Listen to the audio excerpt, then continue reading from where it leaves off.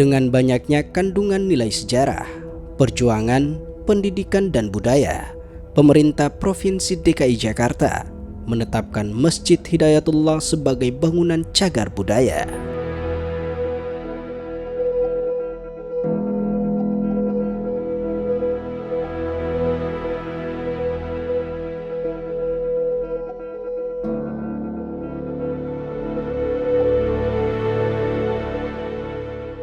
Sepanjang sejarah berdirinya, masjid ini telah direnovasi sebanyak 3 kali, di tahun 1921, 1948, dan 1998.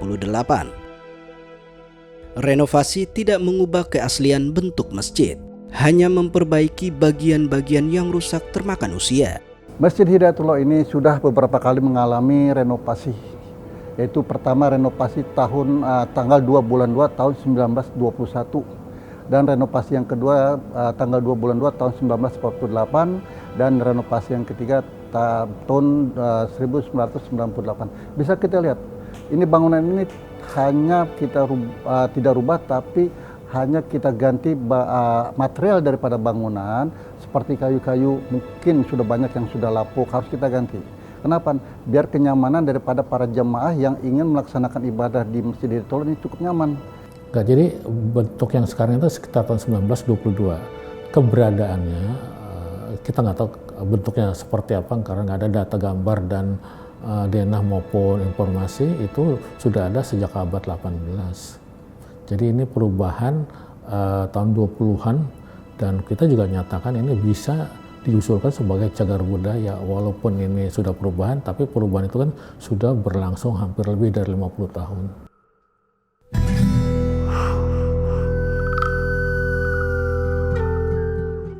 Statusnya sebagai bangunan cagar budaya yang dilindungi undang-undang, perjalanan Masjid Hidayatullah terus mengalami pasang surut.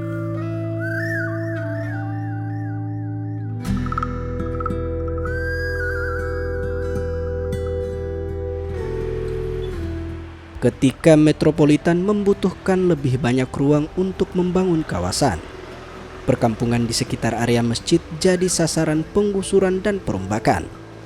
Perkampungan dan rumah warga di sekitar masjid sudah tidak terlihat lagi.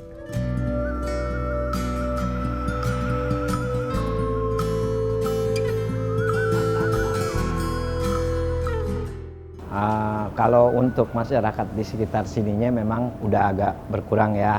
Tapi kalau untuk di seberang itu masih banyak gitu. Dan umumnya juga jamaah dan pengurus itu juga banyak dari seberang gitu. Adapun yang sudah pernah tinggal di sini gitu, yang terus tadi gusur masih sering ke sini gitu. Sering ke sini misalnya acara apa, dan kita juga nggak mutus tali silaturahmi sama mereka, nggak gitu. Mereka juga datang ke sini entar nemuin entah acara apa, hari-hari besar gitu, kadang-kadang mereka suka pada datang. Jadi selama ini tuh sebelum belum masuk cagar budaya ya pada dasarnya masih di dalam sebuah kajian yang menjadi objek yang diduga cagar budaya. Tapi kelak ini akan dalam waktu dekat akan dicagar budayakan.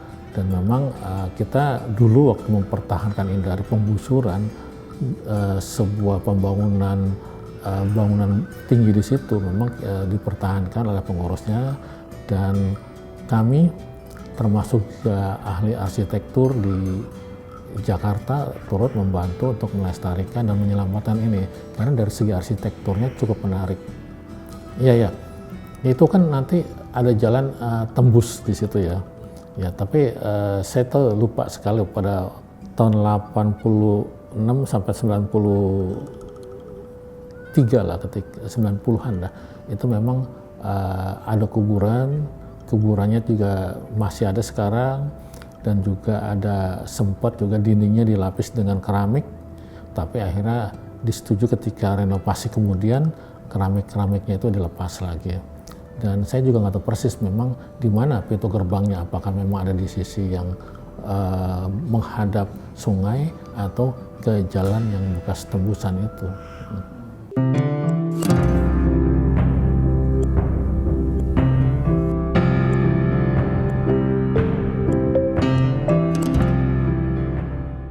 Saat ini, luas tanah masjid hanya tinggal 1.600 meter persegi, dari luas awal sekitar 3.000 meter persegi, sebagai imbas dari penggusuran dan perluasan Kali Krukut, dan inspeksi jalan tembusan dari arah Jenderal Sudirman menuju Jalan Gatot Subroto.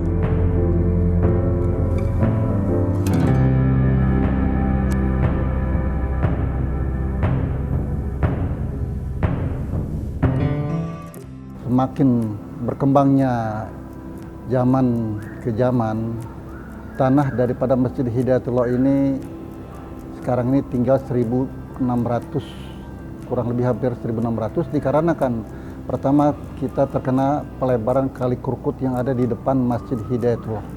Kedua, terkena jalan untuk inspeksi tembusan dari Jalan Jenderal Sudirman menuju Jalan Gatot Subroto. Saya sekolah, alhamdulillah, saya sekolah emang deket di sini tadinya.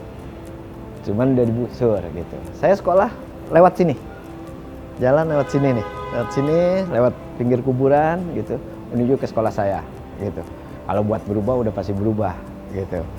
Kita udah jadinya di situ memang tadinya nggak ada jalan gitu, jalan setapak aja gitu. Terus lalu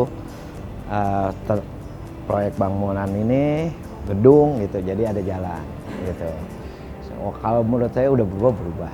Memang dulunya tuh luas, tapi karena pembangunan jalan yang sebelahnya, yang depannya itu sampai tembus itu menjadi terpotong-potong. Sekarang mungkin sekitar 1.000 meter persegi barangkali ya, tapi dulu itu lebih luas dari itu.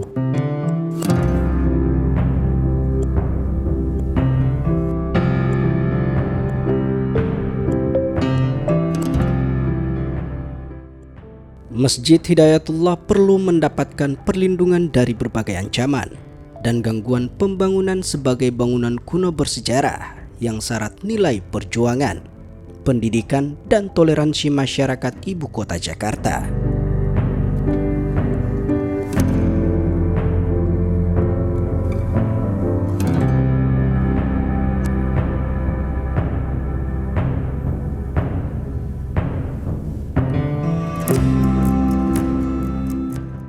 Alhamdulillah, dengan perjuangan yang cukup lelah, dengan perjuangan yang cukup berat, dulu Masjid Hidayatullah ini boleh kata hampir tergerus, hampir tergusur dengan keberadaannya para gedung-gedung pencakar langit. Tapi alhamdulillah, dengan doa umat Islam seluruh dunia, doa dari para ulama, para habaib yang menginginkan tetap Masjid Hidayatullah ini berada di tempatnya, dan alhamdulillah kita bisa mempertahankan keberadaan Masjid Hidayatullah.